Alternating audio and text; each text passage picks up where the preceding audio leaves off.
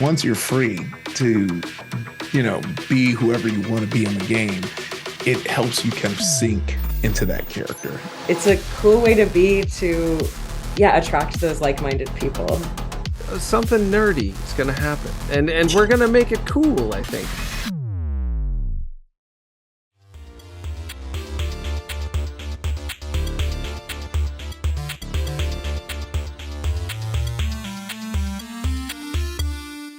Hello, everyone, and welcome to another episode of Talkin Nerdy on Outside of the Box. And I'm excited to be joined by everybody's favorite Zaddy on Twitch, Zeinstein. I love that. I love that so much. Welcome. You know what's crazy? I just thought about this. A lot of people actually have not ever seen my face because I don't stream with my face. So this is gonna be exciting, or this is exciting in more ways than one. I'm sorry, I didn't mean to interrupt you. You are fine. And yeah, it's an interesting space on Twitch because I mean, like, I know myself and my partner started dabbling in it, and we haven't done any sort of video or anything like that. So it's interesting how some people choose to be very like forward facing, and some people might use like some type of animation graphic. Some people just don't use anything. What was kind of your thought behind doing that? Is it just, I would imagine it's easier to be able to stream and converse with people when like you don't have to worry about them looking at what you're actually doing.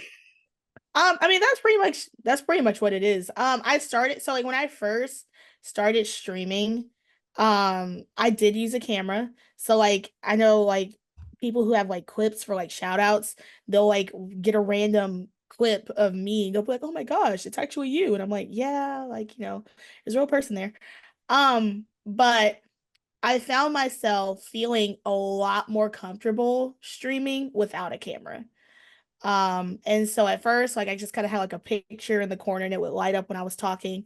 And I was like, okay, if I'm gonna like take this seriously, then I actually gotta like invest in like a custom PNG tuber.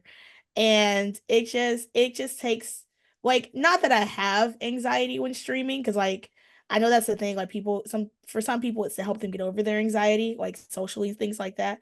But like it does take some of my anxiety out of streaming, because then like if something happens, I don't have to worry about, what my face looks like. And or if like my roommate walks in, because sometimes my roommate walks in while I'm streaming and I don't have to worry about, her privacy being violated. Or sometimes my room's just a mess and I don't feel like cleaning it up. Nobody has to see that. So, it ultimately is a big comfort thing, comfort choice for having the PNG tuber. And also I think it really kind of adds to the mystique of streaming, of like who's behind this avatar. I don't know. It just makes me more comfortable and it makes me enjoy streaming a whole lot more. Yeah, and I mean, like, that's really the point. Like, you want to be comfortable and you want to feel good about what you're doing when you're streaming, because I don't think that anybody wants to watch somebody playing video games when they're stressed, or Mhm. not feeling like they can be completely comfortable having these conversations. Because I mean, it's different than like you and I talking right now. You're Right. talking to a chat room of people who are, yes, responding with words, but it's not like a direct one-to-one conversation, so it's a Right. little bit different. Yes. And I know like when I first started streaming, oh, my mods, they're great people. Because I would like put a schedule out there and then I'd be like, I don't feel like being on camera today. I'm gonna cancel stream. And the PNG tuber really took away a lot of the canceled streams, because I no longer had the excuse of I don't feel like being on camera today because like no one can see me. I can wear whatever I want, I can look however I want to look. As long as you can hear my voice, then we're good.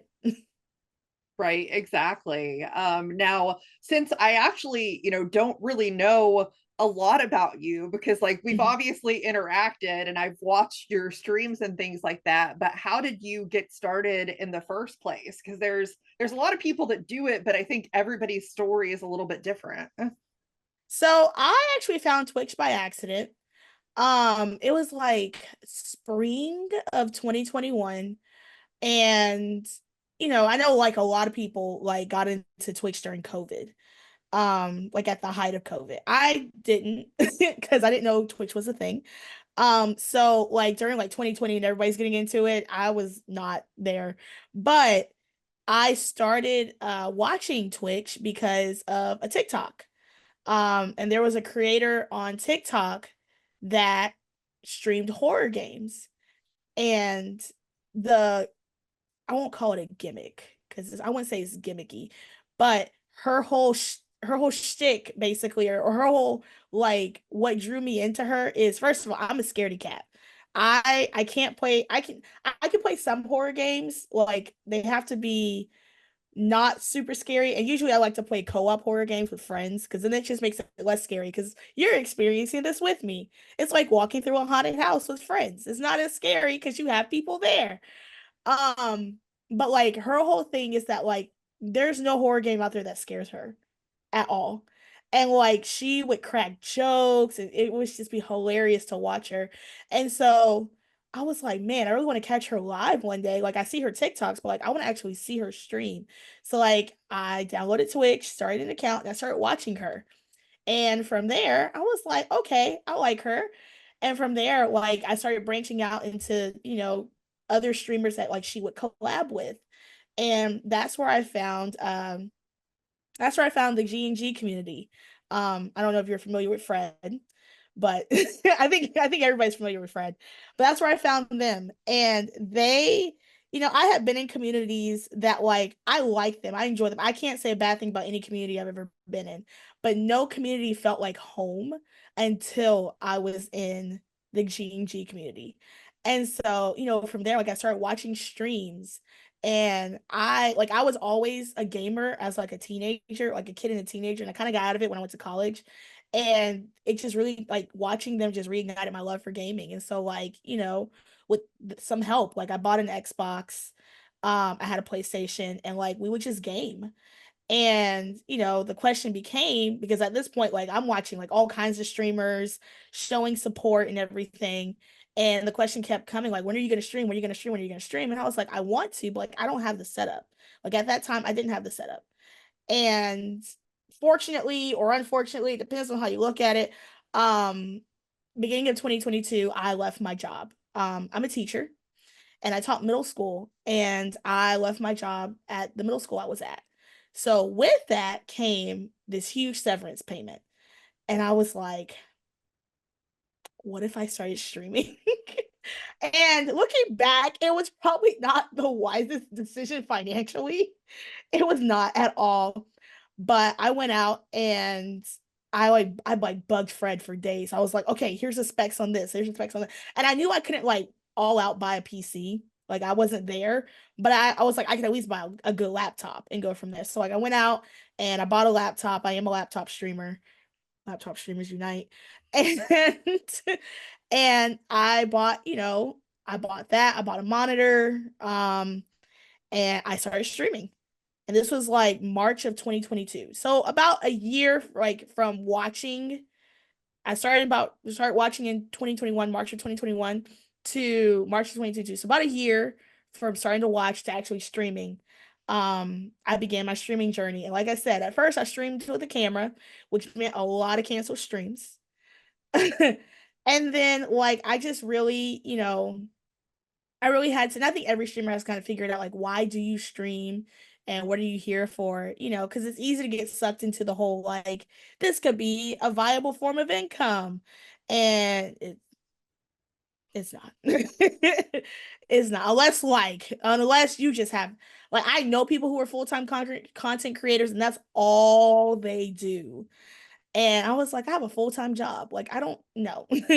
And so, so that's pretty much how my streaming journey got started. And then, I kind of like took breaks here and there. Like I would stream and things would be great, but I was just like, this is like, like I said, like with figuring out that I want to be a PG tuber, I just kind of was like, what do I want to do? Like, what do I want to get out of these streams? Like, am I here to make money? Am I here just to, entertain my friends? Am I here, to play games, whatever? And I when I first started streaming, I actually had a different name, and it was it was it's what it was. I have to remember. It was Yazadi Einstein, and I was like, this is such a mouthful, and I hate this. Like when people would raid me, because I would change my name a lot before I became a streamer, but then I realized like, oh no, I'm stuck with this name because I stream now. And so, I was like, I want to change my name. Like, I don't like this name. Like, it's just not, it's such a mouthful. It's too much. Like, I feel just, ugh. Like when I come into someone's chat or like when people raid me, like, and so from there, that's when I rebranded a year after I started streaming. So last year, I rebranded to Zeinstein, and I love it so much. I love it so much more.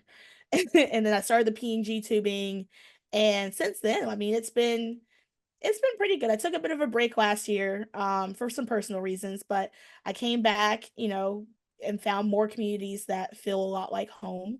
And I just know that I think, had I not left my job, none of this would have happened. But I'm kind of glad it did. So it's been a fun journey, a lot of fun, a lot of fun. But that's pretty much it. That's the story. For sure. And I think it's so interesting because I mean, in some cases with this, you either have the community and you find the community and then you kind of take that journey along with the community, or you just take a leap and then the community finds you. It depends on the situation. I think it's so interesting that you mentioned about the name, because I think for Twitch, I mean, probably YouTube similar, but like the name that you have is like your brand. And Mhm. so it is kind of important to have like a name that people remember and is like maybe more easily digestible, which is what it sounds like you were able to do, is to kind of rebrand into something that's easier to remember. And I think that that's great that you were able to do that. It's not an easy thing starting off in content creation, especially when you have a full-time job and other responsibilities, because most of us can't do this all the time, unfortunately. Right. Now, what you mentioned, like getting into it because of watching somebody play kind of the scary games.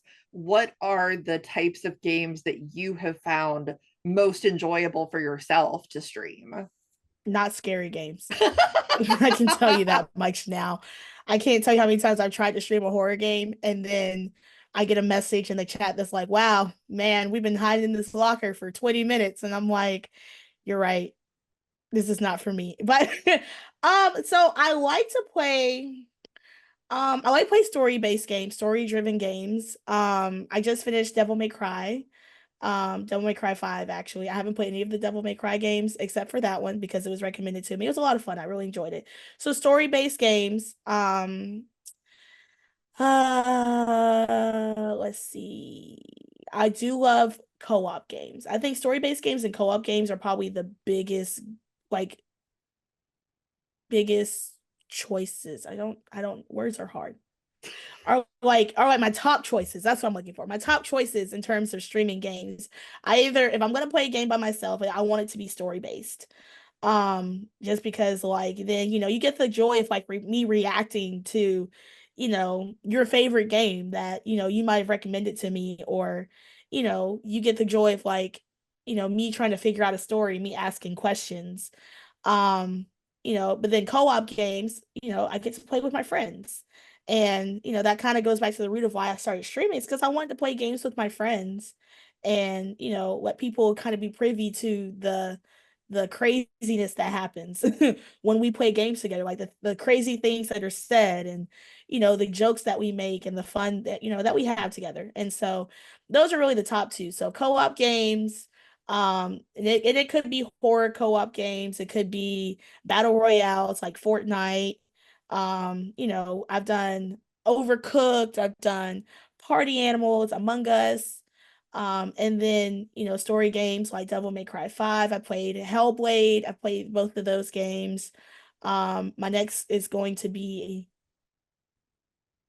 I'm not gonna say that because it might be a lie. But my next game will be a story-based game. There's a game that my community, two people in my community really want me to play, and I'm like, "Ooh." But and I really do try to make sure that like I enjoy the games that I'm playing. Like if I'm not having fun, you're probably not going to see that game again. And then also like I started speed running Hades. So sometimes I stream that. Sometimes I stream my speed runs. And you know, try to beat my times, get personal bests. Try and get faster. Probably won't be as fast as like, you know, the world record holder, but trying to get fast. Because I really like that game and speedrunning it has been a lot of fun.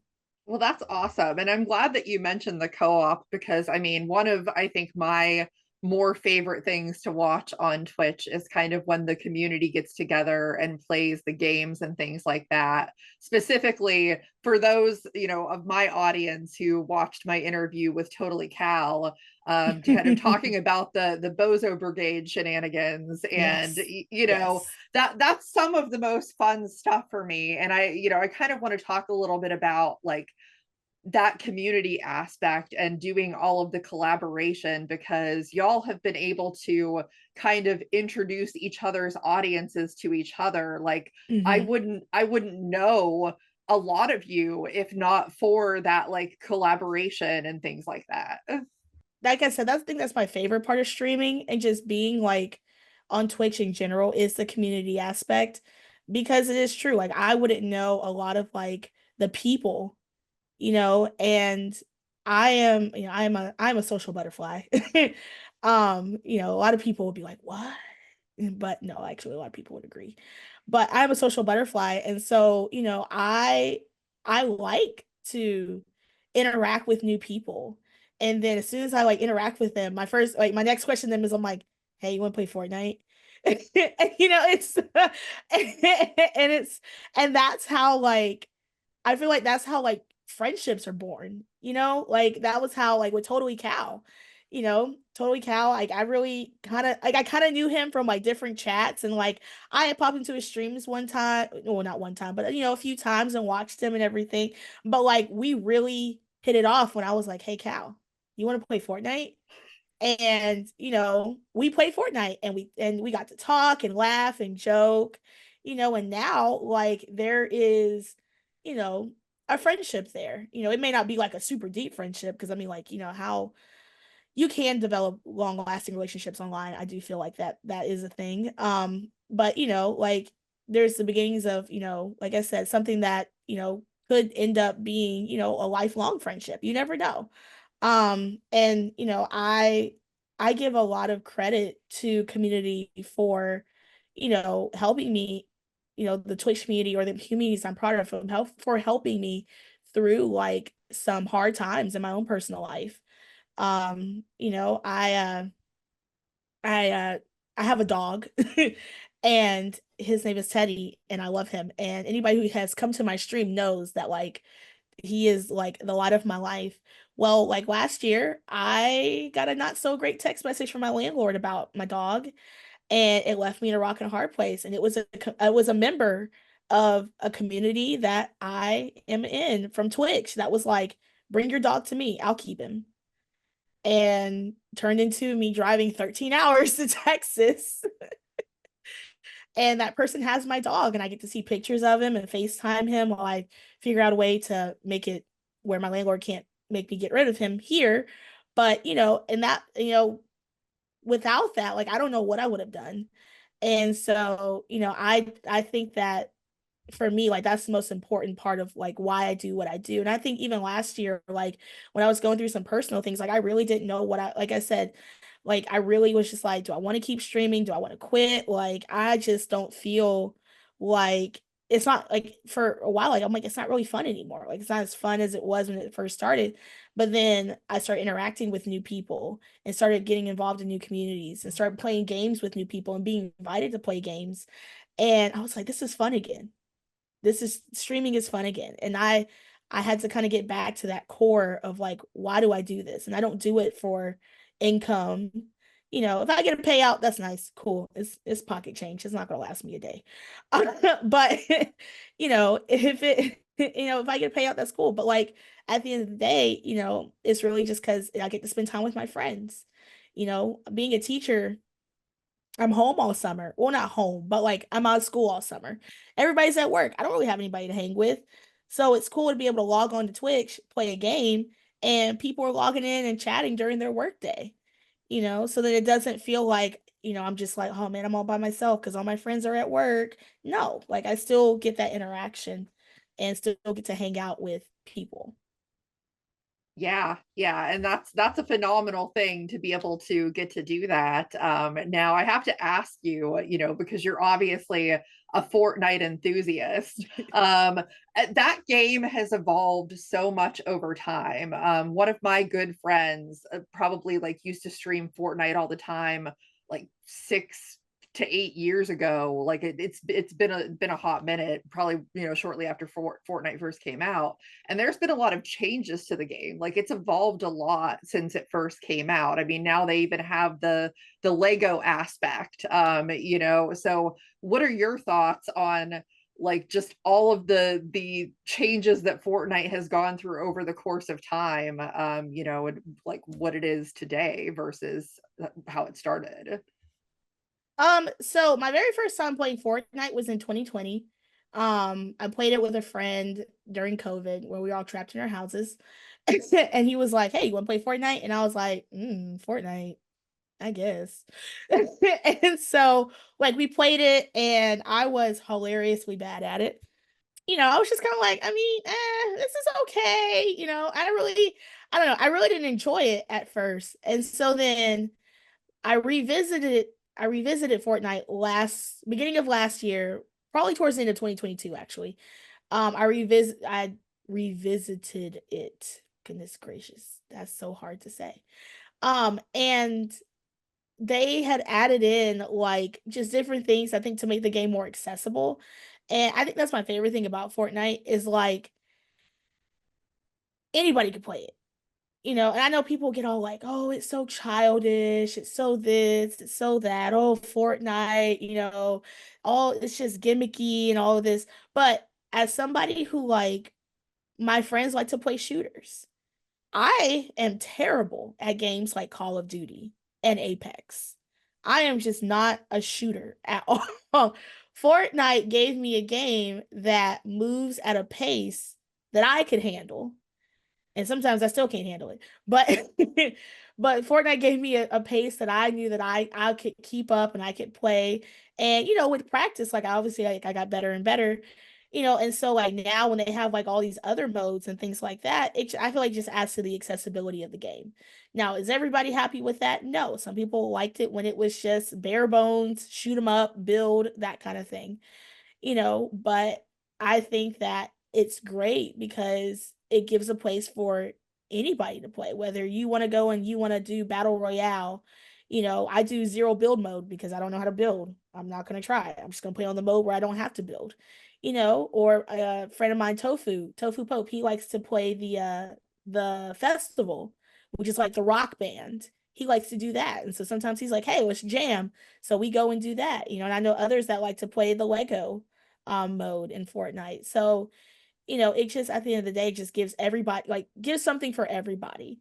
And I feel like I mean, for me at least, it's probably one of the least toxic battle royales out there, for me. Just because like I said, I've tried Apex, I've tried Call of Duty. I couldn't do it. I couldn't cut it. And Fortnite kind of gave me that ability to be like, hey, you like to play shooters, let's play Fortnite. And a good portion of people do play that game that are willing to play with me sometimes. And because also I think it's accessible to everybody, it makes it easier for people who have never played a shooter to play it, because when they have that initial like I don't know, I've never really played a shooter, or I've never played Fortnite before. I'm like, I promise it's not once you get the hang of it, it's not a hard game at all. So that's kind of my thoughts on Fortnite and why I love it so much, and why, even though right now this season is not a whole lot of people's favorites, I'll keep playing it just because it's a game that, one, I can play with my friends. And, if I have a day or a stream where I'm not really feeling a story game or not really feeling something super heavy, Fortnite is my go-to. And, and I know that if I don't feel like shooting things, there's other things on there I can do. Yeah, and I think that's what's the great thing. I mean, it makes it a game that's just for a wide range of people and a wide range of ages. I mean, my 8-year-old has played Fortnite, and I also appreciate her strategy that she just likes to find a vehicle and sit in it, and if Yeah. anybody comes near, she just runs them down. I'm like, that's a I've heard that strategy. strategy before. um so I think that it definitely is a fun game, and I, even though I don't really play it a lot, I can totally see why people enjoy it. I just, I like to build things and sit in my cozy little Stardew house Yes. and farm. But that's what's great about gaming, is because there's such a variety of things, and there's Mhm. different things I think that appeal to different people. Absolutely. Now, you have the great wonderful community that you have currently. Is there anything that you envision doing with your channel differently in the future, or any place that you really want to see it go? I mean, obviously, like, growing the subscriber count is always a good thing, but I mean, are there any other specific, like, plans that you have for your channel? Um, I don't know. That's a good question. That's a really great question. I mean, er, no. I don't know. I mean, I feel like right now I'm in a good place. And I mean, I think like yeah, I would like to see growth in terms of like followers and subscribers and things like that. But like honestly, I think I'm in a good place because right now I very much so enjoy streaming and I very much so look forward to it. And I never, like I said, I never really intended for it to be something like super serious. Um and you know, it's not something that like I want to taint by uh trying to be like, well, I want to go here with this or I want to do that. I think I do know the only thing that I would like to do more of in the future is like charity. Um I do want to do charity streams in the future. I know for that, and I know sometimes for that like you got to grow a little bit more because some places don't take it seriously unless you have like a certain follower account, which I think is dumb, but that's neither here nor there.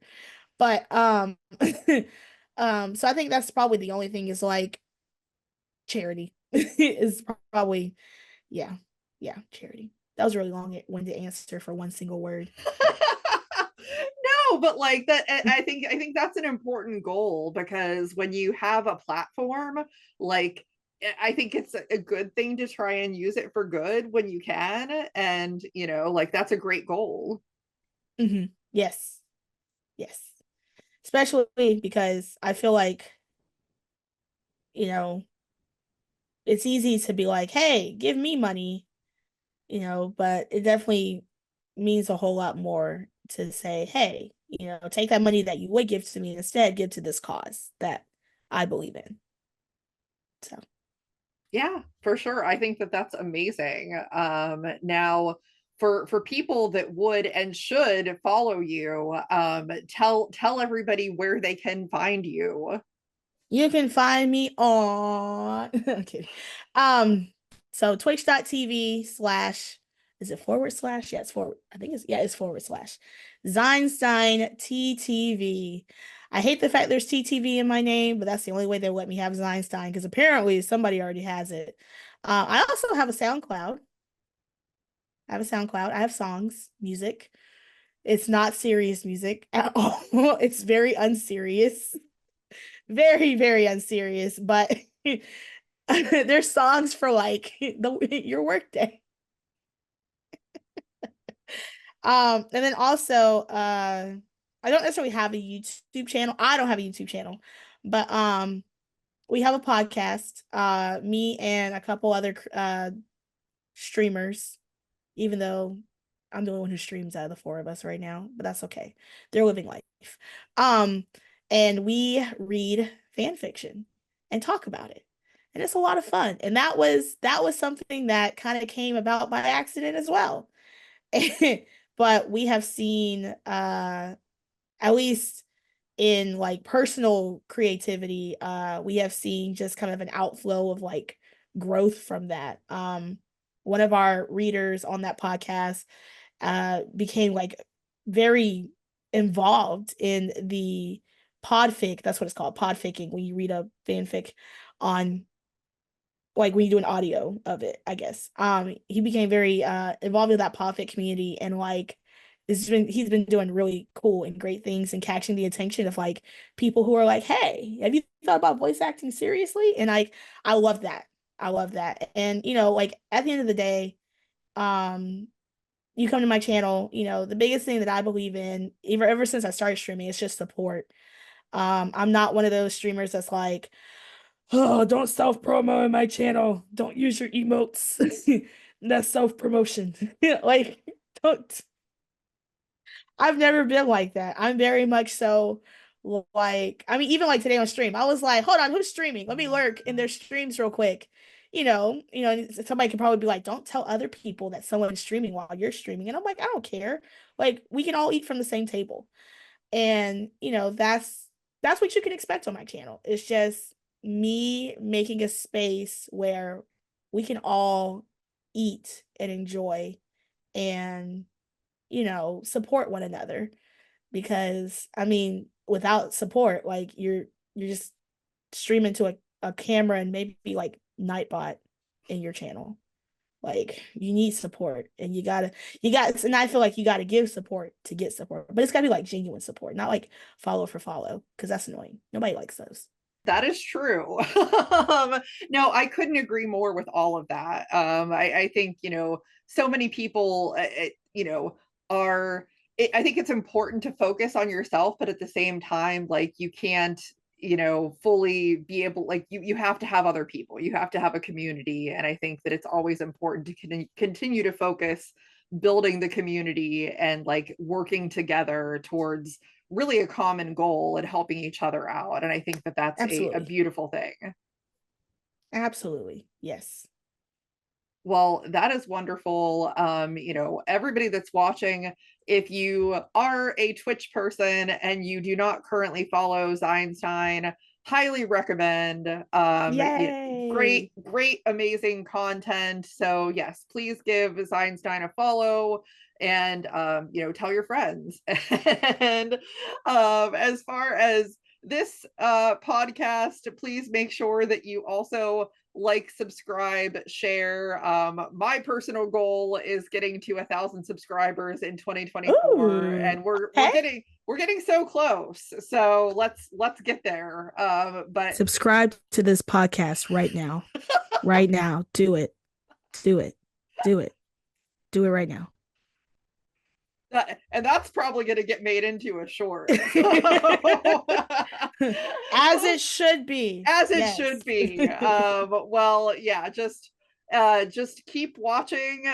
There's much more content to come, of course, and we'll see everybody next time on the show. Thank you for having me on. Absolutely.